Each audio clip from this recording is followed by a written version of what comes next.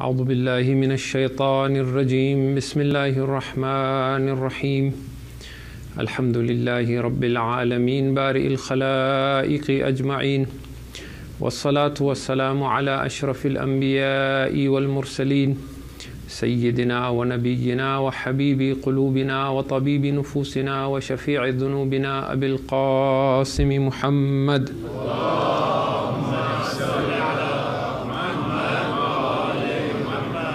ثم الصلاة والسلام على آل بيته الطيبين الطاهرين المظلومين واللعنة الله على أعدائهم أجمعين من يوم عداوتهم إلى يوم الدين أما بعد فقد قال الله تبارك وتعالى في كتابه وهو أصدق القائلين بسم الله الرحمن الرحيم فأقم وجهك للدين حنيفة فطرة الله التي فطر الناس عليها لا تبديل لخلق الله ذلك الدين القيم ولكن أكثر الناس لا يعلمون صلوات على محمد.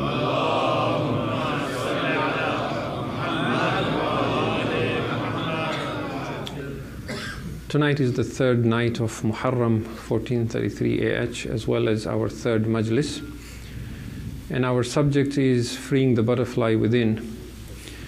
And what we have been saying is that insan has two distinct natures.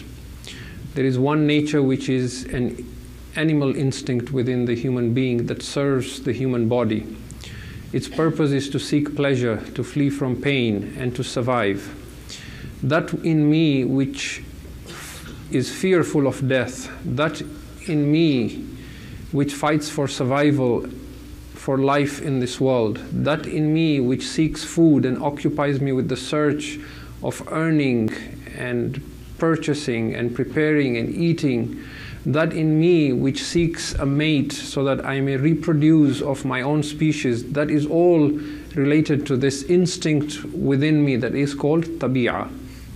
Then within me there is also a nature that is divine. There is something in me, a natural disposition that is hardwired in me that wants to worship a higher being, a higher power, that asks questions related to justice, to freedom, to equity, that cannot tolerate injustice or ignorance.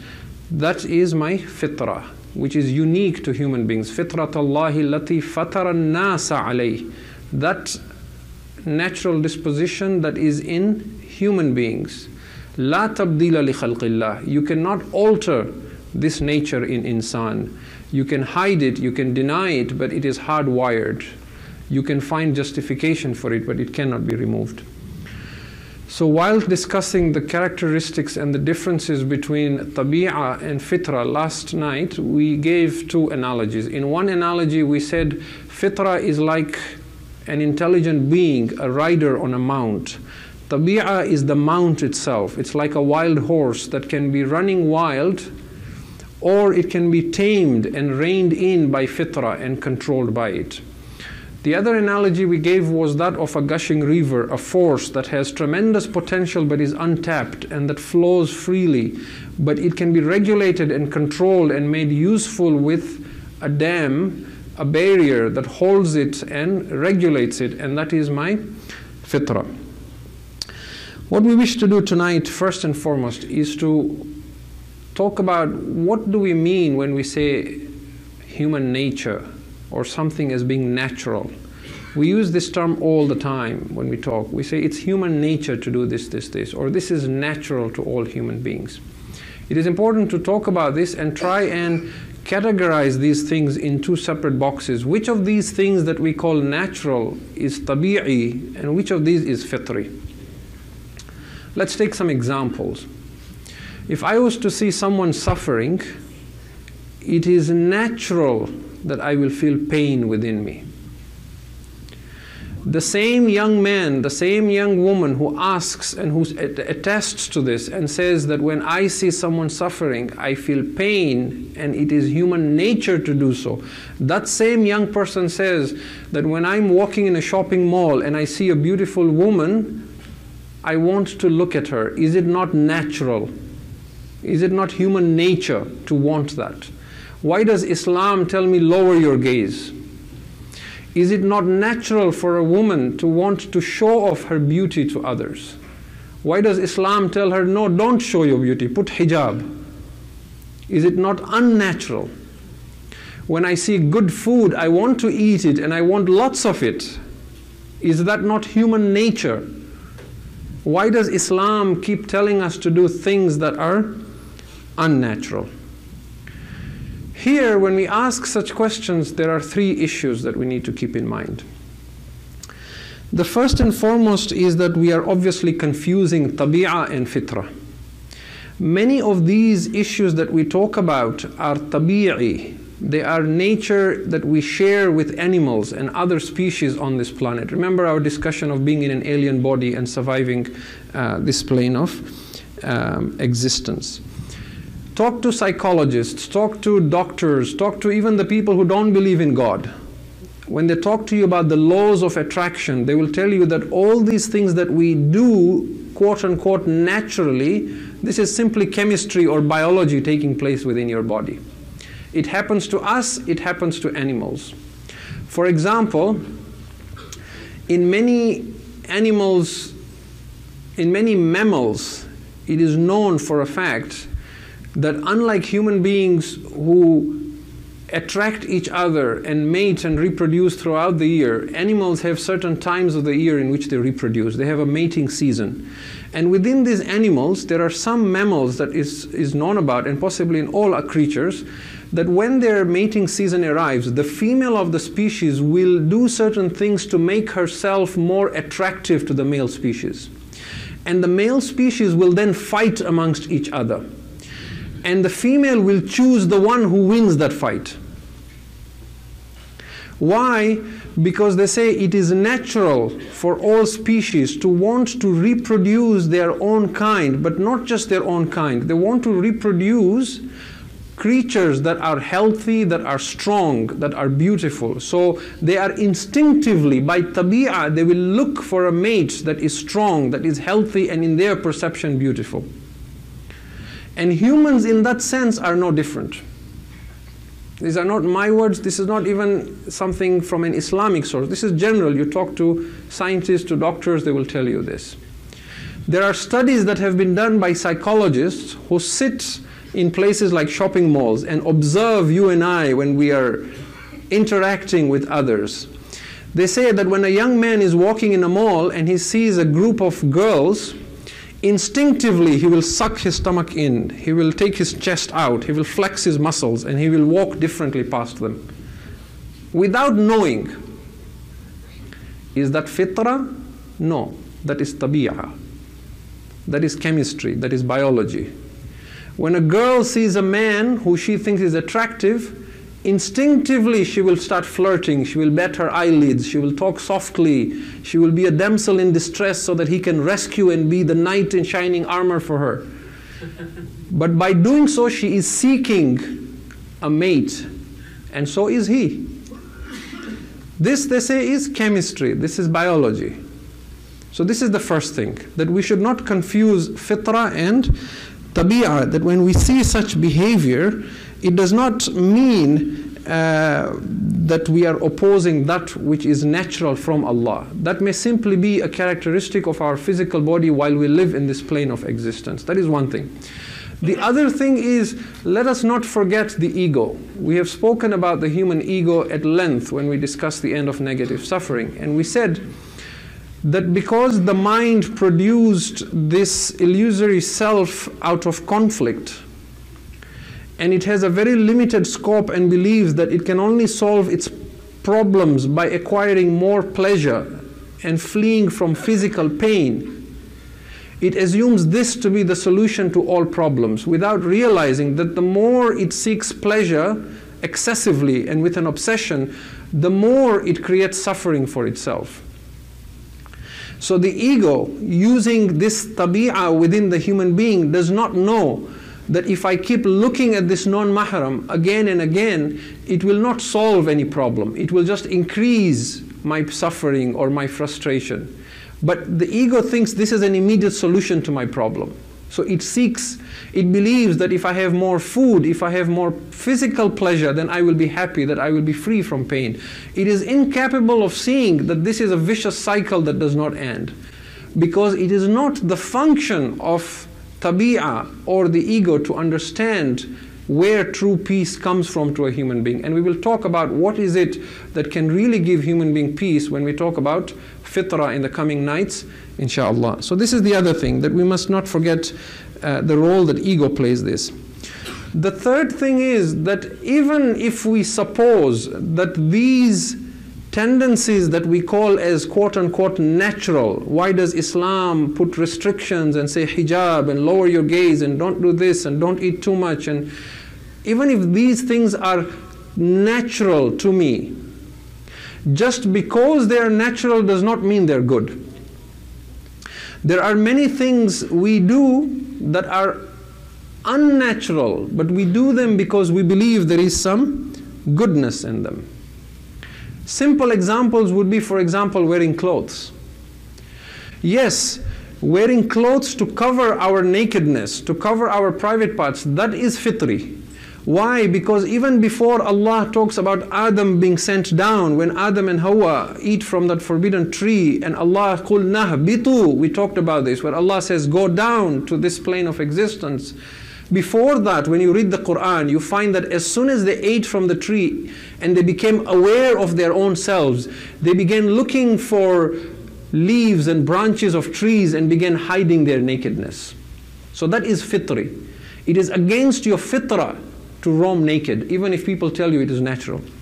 But over and above that, the other clothing that we wear is not as such natural, but we do it for other reasons. We do it because of the weather, for example, to protect ourselves from the cold, or we do it to make ourselves look attractive to others. Part of our clothing is the shoes we wear. Is wearing shoes natural? No, it's not. Today shoes have evolved. I'm sure if you look at the history of shoes, it would be a very fascinating history. But essentially, when human beings began wearing shoes, it was a piece of leather under the feet with a cord tied at the ankle or at the toes, right? Is it natural to walk around with a piece of leather under your feet? No. But you do that to protect your feet, because it is harming you if you don't do that. We brush our teeth every morning and every evening. It's not natural. If it was natural, we'd come out of the wombs of our mothers holding a toothbrush. Right? It's not natural. We go to the washroom to relieve ourselves. That's not natural. Natural is what babies do. That's why we put diapers on them. But we train ourselves an unnatural behavior where we hold ourselves until we have access to a washroom, and then we use that. This is unnatural, isn't it? So just because something is quote-unquote natural to my instinctive animal self does not mean it is good. Sometimes I need to train myself to do something unnatural, because therein lies goodness for my health and for society. And you can extend such examples. When we want to show affection to each other, we shake hands, or we hug, depending on the relationship, or we kiss. Is that natural? Shaking hands is not natural. Think about it. What do you do when you shake hands? This is my physical body, an alien body that I reside in for a limited time. Attached to this body is a limb, my hand. You have a limb attached to you. You bring your limb, I take my limb. We clasp and then we do this. Supposing you saw two, I don't know, lions or crocodiles or gorillas doing that, you would say, I wonder what they're doing. But we do that. If it was natural, our children would know this themselves, but they don't. From the time they are 2 and 3 years old, we take them, when we bring them before elders, when we bring them before grandparents, when we bring them before others, we say, shake hands, hat do, right? Kiss grandfather, huggy, kiss, we teach them. Why? It is not natural, but we teach them from a young age that as a species, these are the things we do to show affection to each other. In that same manner, the way you as a parent teach your children to do things that are not natural because they need those skills in order to survive in this plane of existence, Fitra wants to teach tabi'ah certain things even if it sees it as unnatural, because it is needed for the development of the soul and for its perfection so that it can reside in Jannah in the Akhirah. So just because something is tabi'i does not mean it is good. Fitra will decide if it is good. Tabi'ah, remember, does not have this ability to judge whether something is just or unjust, righteous or unrighteous, good or bad. For tabi'ah to make that judgment would be like for your ears to judge if something is red or green. We talked about this yesterday. Tabi'ah is just an animal instinct. It just wants pleasure. It wants every woman it sees. It wants every food it sees. It doesn't know halal and haram. It doesn't know whether this is usurped or not usurped.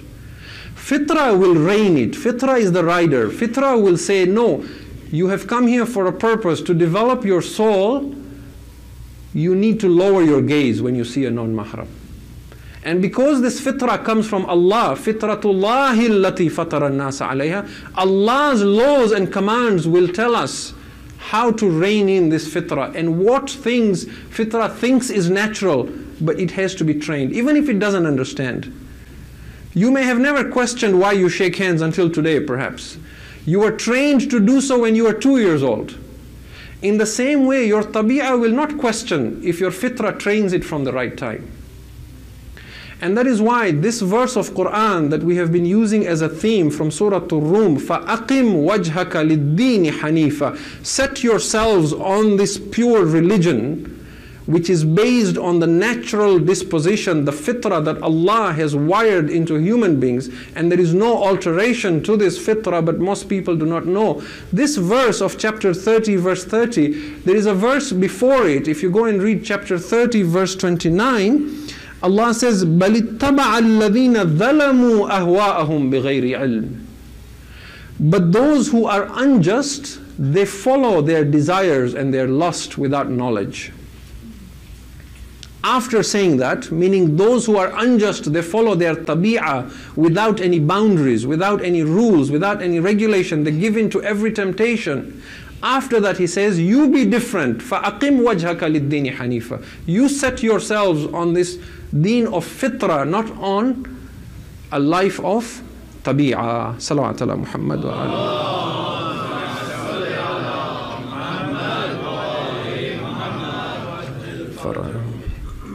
Now, one of the things that I had intended to do tonight as well, actually last night, then we ran out of time, was to, because we have been giving this analogy of going from a tabi'i state to a fitri state as being so radical that when you become completely a fitri or fitra oriented or fitra-driven human being, the change is so radical. We have been giving an analogy. It is like the metamorphosis of a caterpillar becoming a butterfly. And what I would have loved to do was to actually talk to you how a caterpillar becomes a butterfly. At first I thought this might not go well because people may say, well, now we're getting a science lesson from the mimbar. Then I thought in Nahjul Balagha, Amirul Mu'mineen, Ali ibn Abi Talib, salawatullahi wa salamu alayhi, he actually has an entire sermon where he talks about the bat and describes the bat. He has another sermon where he talks about the peacock. So it wouldn't be in any way against that. However, I have a lot of material to cover. I may not even be able to complete that. So I'm not going to actually go through all that. But I would encourage those of you who are interested and who want to see this analogy and why we chose this subject, freeing the butterfly within. When you have some chance, Google this, how a caterpillar becomes a butterfly. There's even videos of these on YouTube where you can actually see that process. It is an absolutely fascinating process. And as you look at this, try and bring parallels to the human development, particularly the spiritual development. How, for example, a caterpillar, when it is first hatched and born, within the first 2-3 weeks, it will just eat continuously until its mass multiplies thousands of times. And that's exactly how human beings are completely tabi'i driven from their time they're born. And then how, when it is ready to change into a butterfly, it will attach to itself to a tree and give out its final exoskeleton. Moths do the same thing, by the way, but moths, their outer shell from which they emerge is called a cocoon. For caterpillars, for butterflies, the more technical term is it's called a chrysalis or a pupa, in which they shed this exoskeleton that surrounds them, and they disappear from the world for a time. Just like a man who seeks God will sometimes be amongst people but disappear from the world. Amir al-Mu'mineen alayhi salam says, Allahumma salli ala Muhammad wa ali Muhammad. He describes such people and says their bodies are with you in this world, but their spirits are high above in the heavens. And the scientists will tell you this, that on the outside it looks like it's just a cocoon or the chrysalis, but inside there is tremendous change. That caterpillar is chemically being deconstructed and then reconstructed again. The most amazing thing is that some of them, the chrysalis will break apart and the wings open up, and that is an amazing thing to see. Okay, that process, for some it will happen in 5 to 7 days. For some it will happen in a few weeks. For some it will take 8 to 10 months. For some they will hibernate throughout winter and hatch the next year. In this is a lesson for us as well. Some of us will go from tabi'ah to fitra in an instant. Some of us will need weeks. Some of us will need years. Some of us only at death, and some of us will even need the hereafter to become this butterfly. So we never lose hope in anyone. But this is a fascinating world that we need to look at. We acknowledge this in our understanding of religion. How many times have you heard that not every person who dies will be raised on the day of judgment in human form? We've heard this time and time again. What does it mean, my dear brothers and sisters? It means that outwardly here we have been given an alien body. That's why we all look the same. But in reality, each one of us in this room is pregnant with a soul. And the choices we make in life between tabi'ah and fitra, our souls are developing. They are becoming something. They are trying to become butterflies. When we die, we give birth to that which is within us. And the idea is that you are pregnant with a soul. When your body falls apart, that is just your cocoon, that is just your chrysalis, that is not the real you. The real you will emerge after death. So some evolve now and some do not. Now let's talk about enlightenment. How does this enlightenment, this sudden change to fitra come when it comes? A lot of times this will come in an instant because of a calamity in our lives. We struggle throughout life concerned about our spiritual well-being and how we can be more spiritual. We try to keep this fitra alive within us. And then something happens, one incident in life, a miracle we witness, or a calamity befalls us, and that becomes a trigger, that becomes the spark because of which we suddenly gain this enlightenment. There is a sudden shattering of the ego, there is a certain growing of the wings, there is a certain metamorphosis that takes place. The closer we come to enlightenment, the harder it becomes for us as well. Keep that in mind, because the ego has been with us since infancy. It is resisting change. It does not want to die. That is why many mystics have reported that when they are closest to enlightenment, they undergo severe depression. And we will talk about addictions, attachments, and depression in the coming nights, inshallah. There is a hadith from Amir al-Mu'mineen Ali ibn Abi Talib, salawatullahi wa salamu alayhi. He says, expect relief at the tightening of the chains. When the chains tighten the most, that is when you should expect relief. فَإِنَّ مَعَ الْعُسْرِ يُسْرًا إِنَّ مَعَ الْعُسْرِ يُسْرًا. With hardship comes ease. No, with hardship comes ease. Allah knows your capacity, so sometimes you are squeezed with a calamity. And then there is a certain relaxation, you're left, and then again you're squeezed, and then you're left. Your capacity is being tested. If you can withstand, and the squeezing continues, and you do not give up, it will shatter the ego. What will emerge then will be that beautiful butterfly. But we need to have that capacity to withstand, to have that faith with us while this happens. An analogy I like to give about going from tabi'ah to fitra, or going from being egoically driven to being enlightened, is that proverbial light at the end of the tunnel. That light at the end of the tunnel is that enlightenment we seek, that fitra we seek. However, to see that light, first and foremost, you must be willing to stand at the mouth of the tunnel. When you stand at the mouth of the tunnel, there is a dark passage you must cross. Tabi'ah is afraid of darkness. It is afraid of everything. Tabi'ah will say, don't go, we don't know what danger lurks, turn and flee. Most people will turn and flee. The rare few who will have the courage to walk through that dark tunnel, which may be represented as depression or any other calamity, they will emerge on the other side and stand in that light. Once they have crossed that tunnel, they will not know any fear. They will never come back. But even if they did, they have transcended the fear. You see, death itself is not as fearful as the fear of death. And we will talk about this again very shortly. The most frightening human experience is the shattering of the ego. A lot of us are afraid when we die, the pain we will feel. Don't worry about the physical pain. You could be in a hospital dying, and they could give you drugs, you will not feel any physical pain, right? You hear of this all the time. People are in a coma, they get morphine, they die. It's not the physical pain. What is really afraid of death is not your real self, because your real self knows you are eternal, you will never die. What is really afraid of dying is the ego, that false sense of I that was created. That I is afraid of even being diminished. When you insult me, my ego is diminished. It is deflated. That is threatening. That is a sign that I might die. So to re-inflate, it takes a backlash. It will insult you back. It will fight back. It will go back and backbite about you.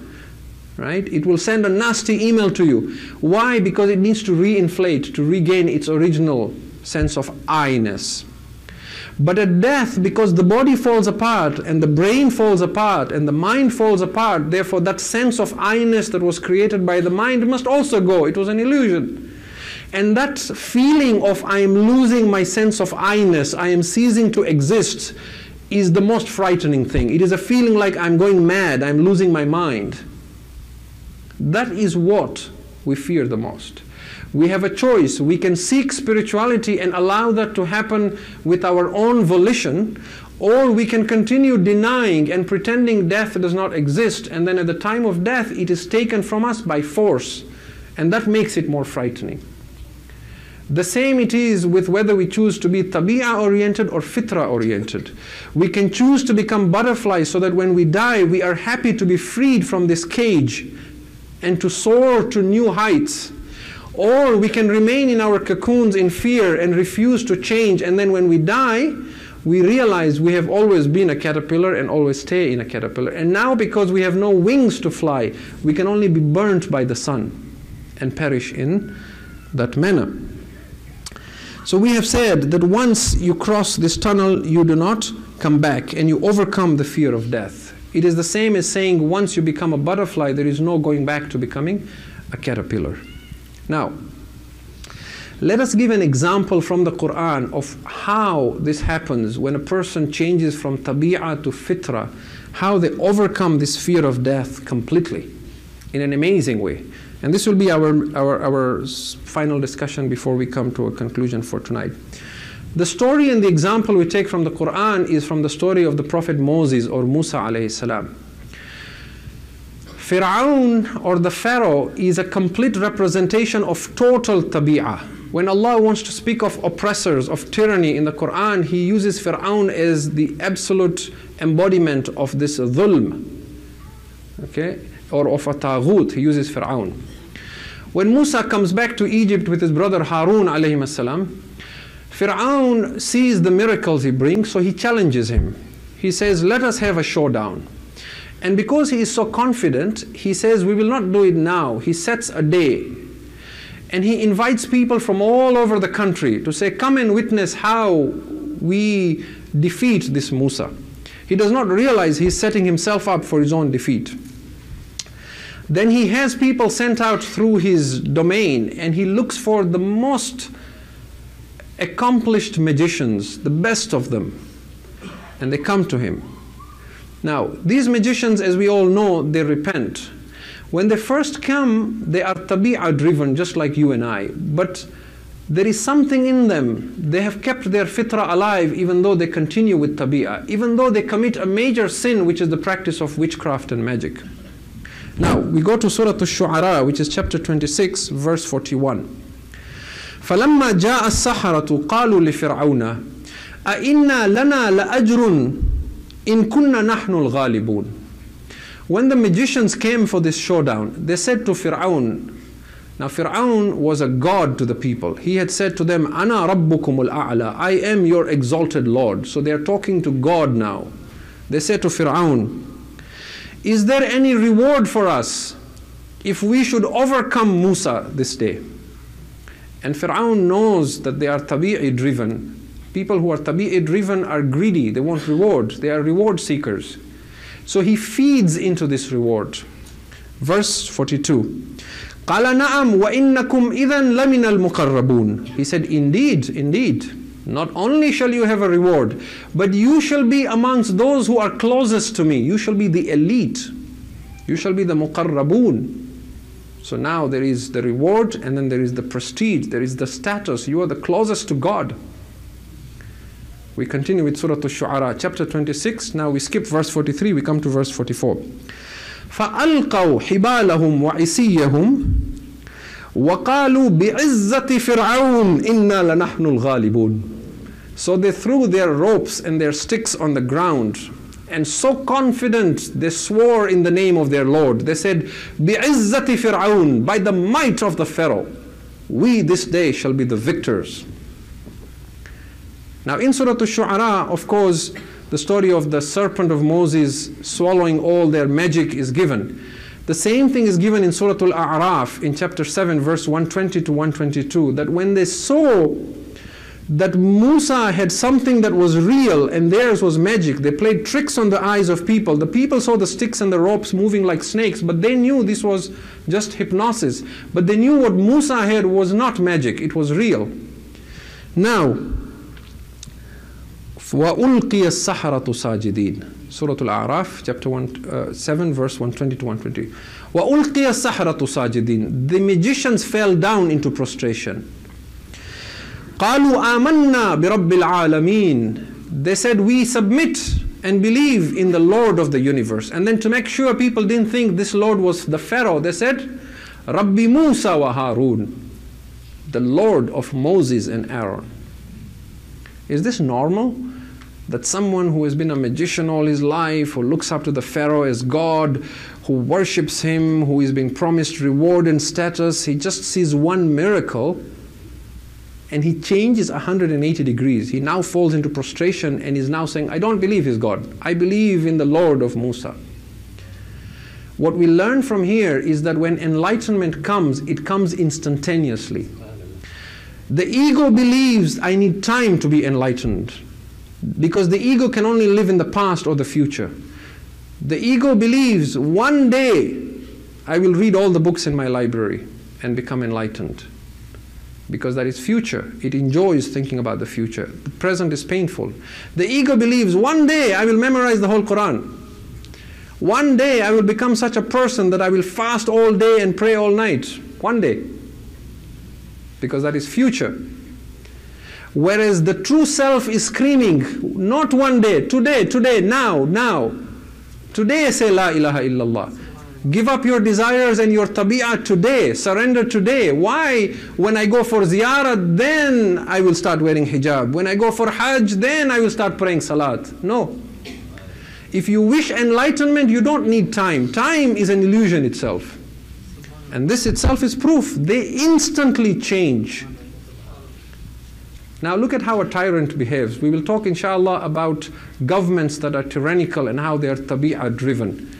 But Pharaoh symbolizing tyranny, we come back to Surah Al-Shu'ara, chapter 26, verse 49 to verse 51.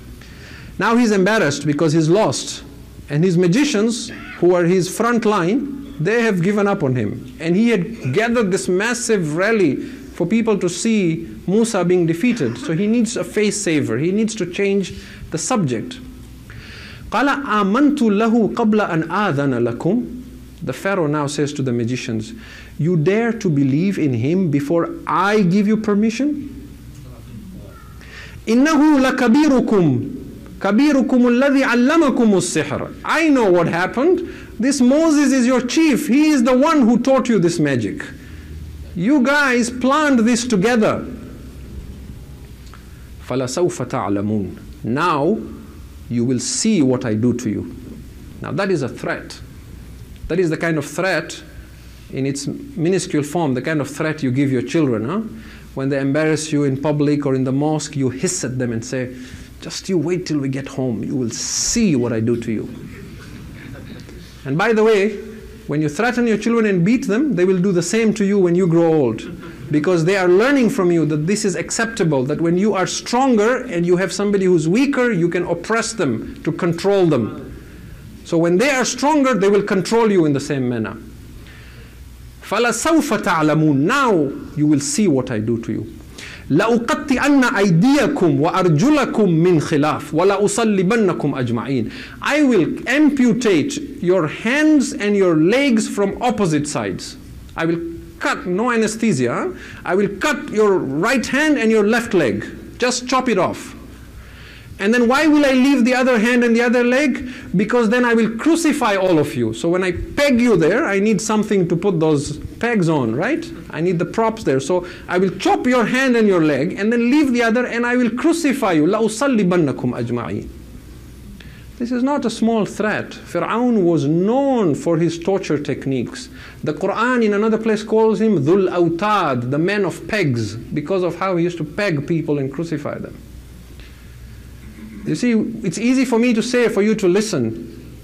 But when somebody who is a tyrant threatens you, if you have lived in a country that is ruled by an oppressor, it is very different. Ask our brothers from Iraq what it was like living under the rule of Saddam. They will tell you. There are many today in Iraq who speak even against the existing government because they know they have that freedom to speak.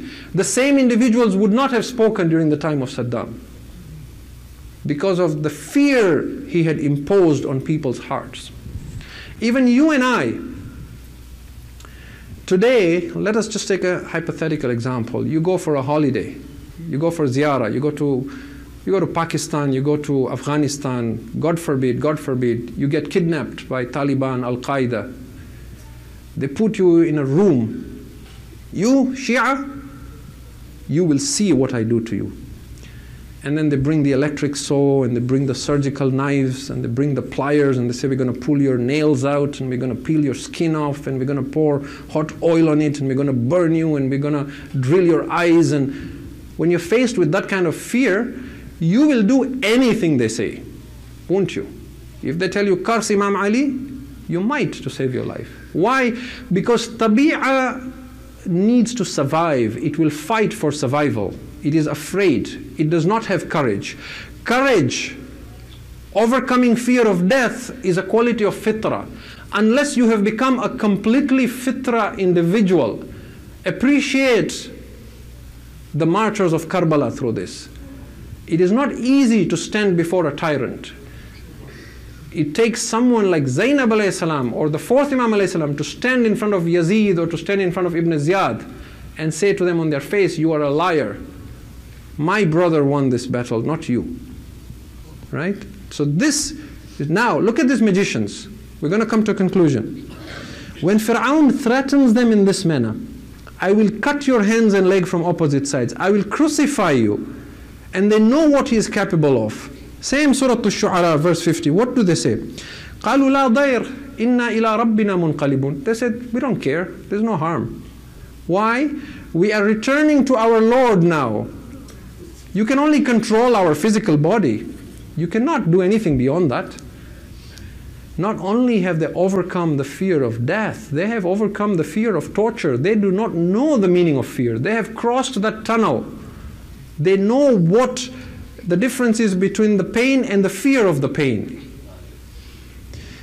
إِنَّا نَطْمَعُ أَن يَغْفِرَ لَنَا رَبُّنَا خَطَايَانَا أَن كُنَّا أَوَّلَ الْمُؤْمِنِينَ. We are hopeful that our Lord will forgive us because we were the first to believe. From this we see that when enlightenment comes, it comes instantaneously. From this we see that when we are driven by tabi'ah, our priority is greed and status and prestige. We want people to praise us. We want people to reward us.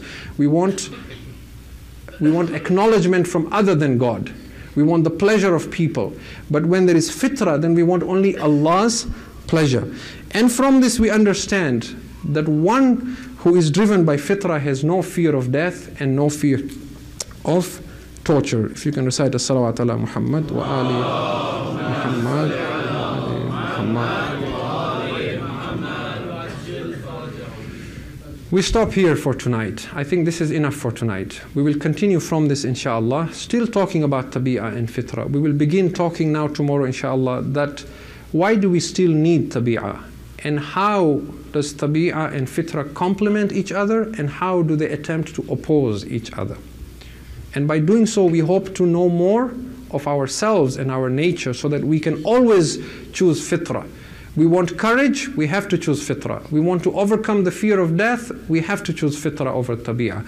Until that moment of enlightenment when suddenly we make a choice and there is a shattering of the ego and we completely transform from this caterpillar to butterfly and we become this being of fitra as opposed to a being that is driven simply by animal instinct and tabi'ah. If you can recite another salawat ala Muhammad wa ali Muhammad.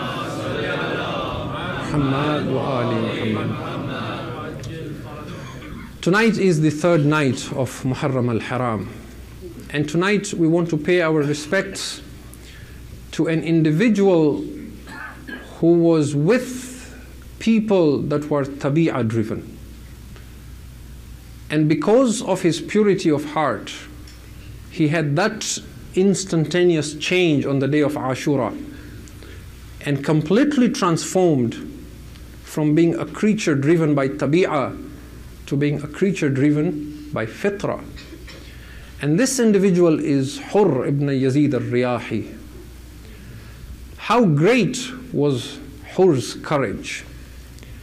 If Hurr did not have that fitra that could not bear to hear little children crying, Al-Atash, Al-Atash, today Hurr would not have been Hurr alayhi salam.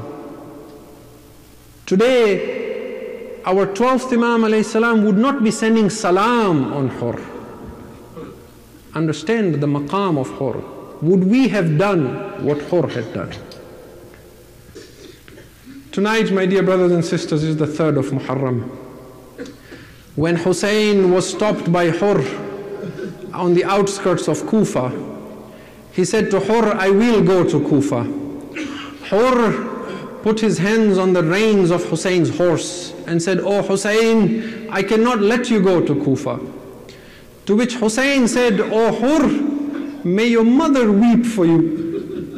Now look at what saved Hurr. I personally believe what saved Hurr was Fatima alayhi salam. It is Hurr's respect for the daughter of the Prophet. That is what saved Hurr.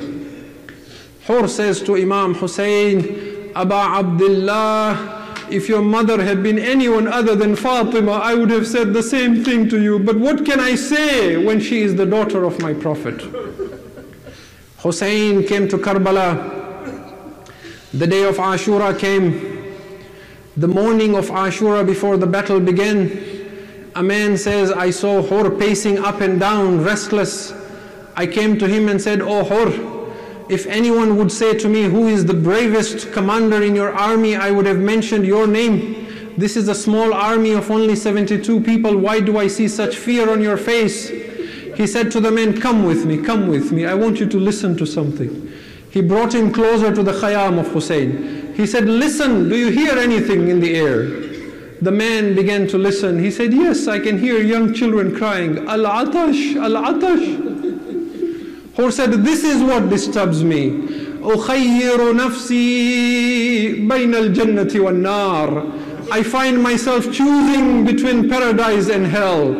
But Hurr could not withstand the cries of the children. He took his brother with him. He took his son with him. He took his servant with him. He began heading towards the khayyam of Hussein. Hussein has been waiting for this final shaheed. Hussein says to his brother Abbas, Abbas, we have a guest coming from the other side.